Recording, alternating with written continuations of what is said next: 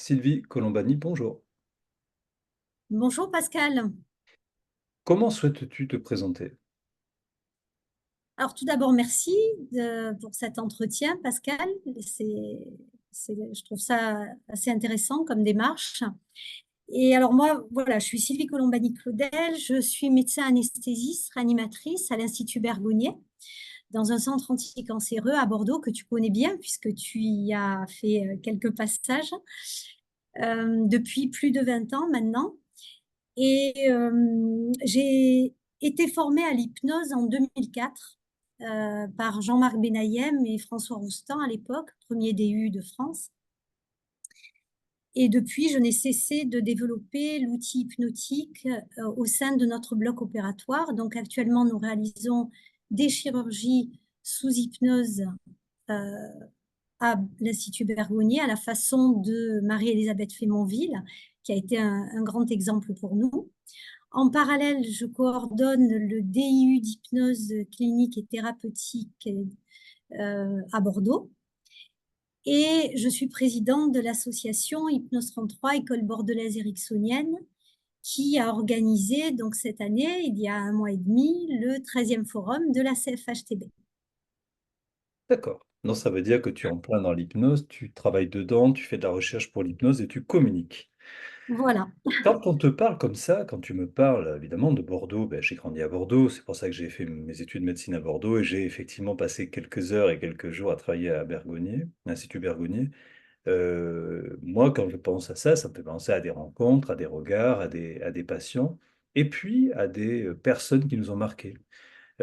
Qui, sur le plan professionnel, sur le plan scientifique ou culturel, t'a donné une force qui aujourd'hui est toujours présente?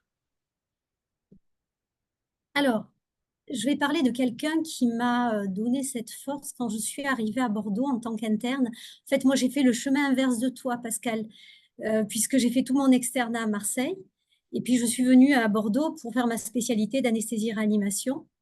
Et il y a quand même une personne qui m'a beaucoup marquée, qui est un médecin anesthésiste qui s'appelle le docteur Chantal Cabiro, qui était un petit bout de bonne femme qui est comme moi, hein, qui est maintenant à la retraite et que j'ai croisé lors de mes gardes en gynécologie obstétrique au CHU de Bordeaux et qui en fait a été comme une tutrice pour moi, comme une marraine qui était de 15 ans plus âgée que moi à peu près et qui m'a toujours guidée dans mes choix à faire et ma façon d'être au bloc opératoire.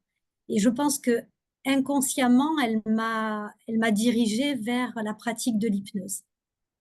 Même si elle a été formée après moi, c'est quelqu'un qui m'a beaucoup influencée sur mon parcours professionnel.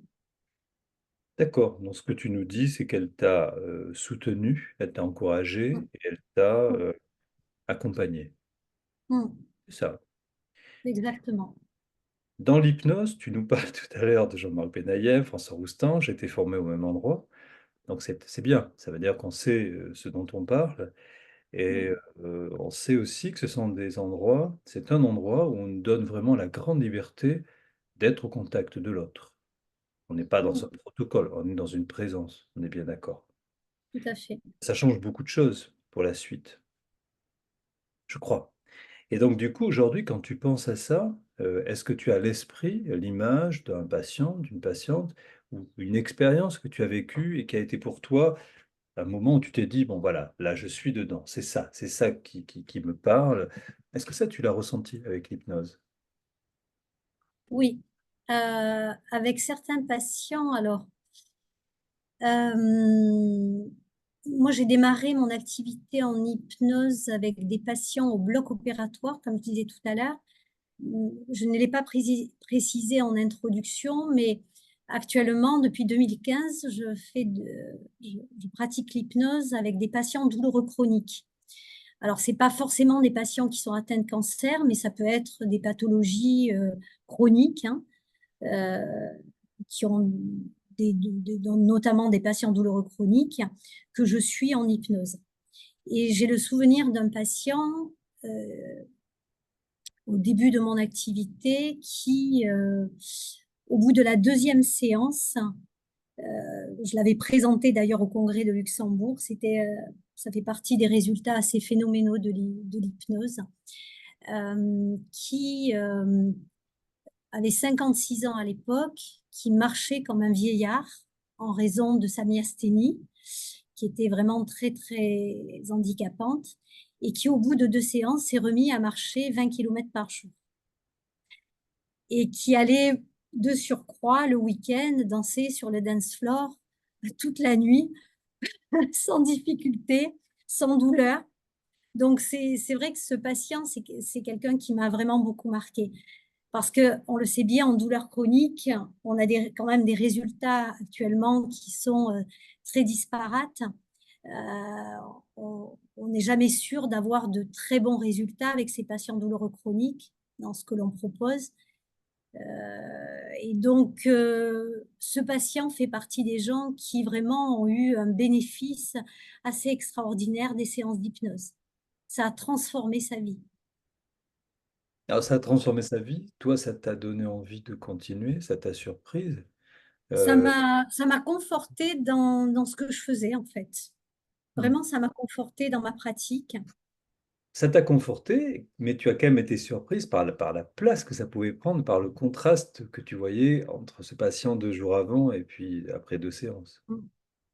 Tu sais, souvent nos patients, ils attendent quelque chose qui ressemble à ça, et quand ils ne le voient pas, ils sont déçus. Euh, Mm, Or, comme on disait souvent avec François Roustan, on n'attend rien. On n'attend mm, rien, mais on espère, en tant que patient, de pouvoir bien voir sûr. quelque chose qui devient plus agréable.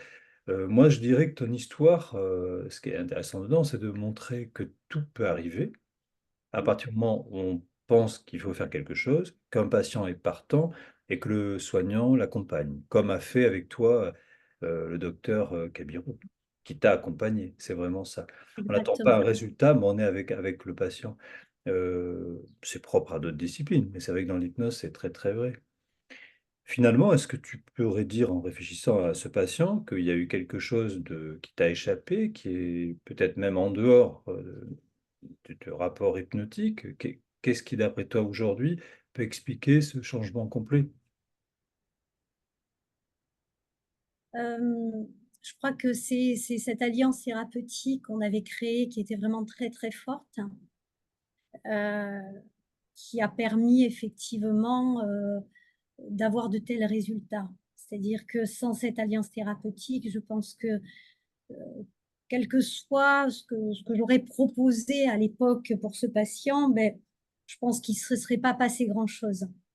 Mais du fait de cette alliance thérapeutique qui était vraiment très, très forte, je pense qu'on a pu très vite progresser avec ce patient. Et puis, je pense également, comme tu le disais très bien il y a 2 minutes, euh, je n'étais pas dans une attente particulière. Hmm. Même effectivement, si avec les patients douloureux chroniques, euh, je sais que c'est très décrié, c'est assez polémique, cette façon de faire, que de fixer des objectifs assez précis. Euh, Néanmoins, moi, je pense que naviguer à vue sans objectif, c'est toujours un peu risqué. Et sincèrement, moi, j'ai besoin de ce fil conducteur pour m'acheminer justement vers cet objectif qui a été fixé par le patient. Recadré, que je recadre bien sûr, parce qu'il est évident que quand un patient me dit je ne veux plus avoir mal, effectivement, je lui réponds que je ne suis pas la fée clochette et que je ne pourrais pas lui supprimer toutes ces douleurs. Mais il me semble que c'est important d'avoir en ligne de mire toujours cet objectif pour réajuster après chaque séance. Ben, vous voyez, là, on en est là, là, on a, on a progressé, ou voilà, et puis ne pas se lancer dans 30 séances ou des séances qui n'en finissent plus. Alors, ce que tu dis aussi, il y a deux choses dans ce que tu dis. C'est qu'on a besoin, à mon avis, d'avoir un témoin, témoin de quelque chose. C'est la fonction du thérapeute ou de l'entourage qui est là pour témoigner de ce qu'on voit, témoigner de ce qui bouge et de ce qui ne bouge pas, déjà, et en permanence réévaluer ce qu'un patient peut être en train d'attendre, qui parfois change complètement au cours des séances. C'est Tout à probable. fait. Patrick, dans les interviews, tu l'entendras, redit que ce qui lui a plu, ce qu'il a remarqué dans l'hypnose, c'est de s'installer dans un autre rapport, dans quelque chose de tout à fait surprenant, voire complètement libre, mais dans un cadre. Mmh, Et le bien sûr, cadre nous permet de ne pas perdre le patient et de ne pas se perdre avec le exactement. patient. Oui, bien sûr. Les limites. Mmh. Là, aujourd'hui, tu es à Bergonié, tu es en plein travail, c'est pour ça qu'on te voit en tenue de travail, donc tu t'es libéré pour nous. Est-ce que tu peux nous répondre à une ou 2 petites questions de plus? Tes lectures, une lecture qui te plaît aujourd'hui, que tu as envie de partager, qui est pas une lecture forcément d'aujourd'hui, hein, quelque chose qui t'a marqué comme ouvrage ou qui est récent, et peut-être aussi, quelque chose sur le plan artistique. J'aimerais bien que tu nous parles d'un tableau qui te plaît et peut-être d'une musique. Hem, un livre qui m'a marqué, oh, il y en a plusieurs. Un livre heu, que j'ai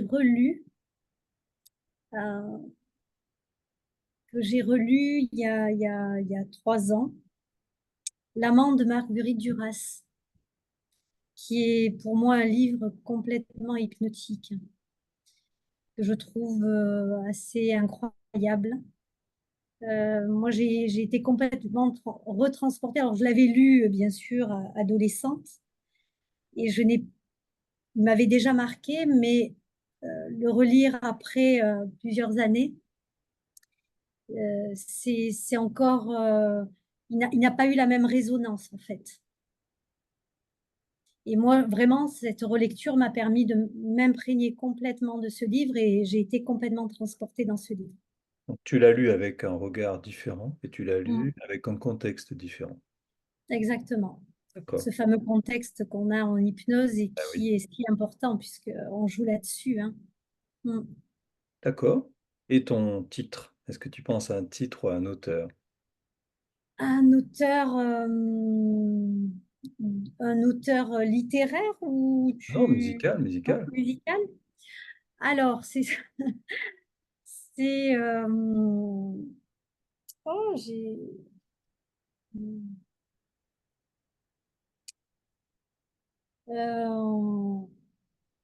parmi les groupes que j'écoute le plus souvent et qui reviennent le plus souvent, c'est Supertramp.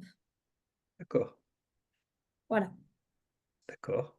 Ça aussi, enfin, c'est, si tu veux, je les réécoute pas de la même façon. Bah, c'est un groupe mythique que j'adorais pendant mon enfance et mon adolescence et je les réécoute encore différemment et c'est là aussi, c'est voilà, c'est assez incroyable. Et tu trouves toujours du plaisir.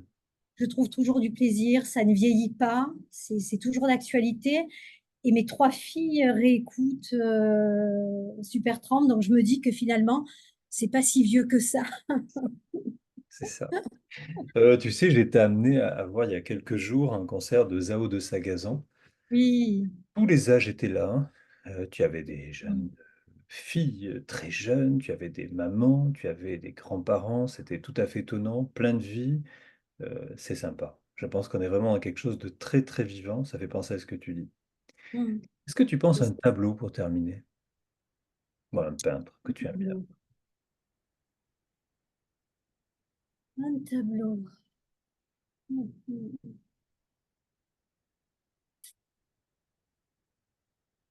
Celui que je mets, enfin, ce qui me vient comme ça, c'est celui que je mets, qui est peut-être pas forcément très agréable à regarder, Le Cri de Munch, c'est, que je mets dans tous mes cours sur, hypnose et douleurs chroniques et douleurs de toute voilà, je qui est quand même très expressif.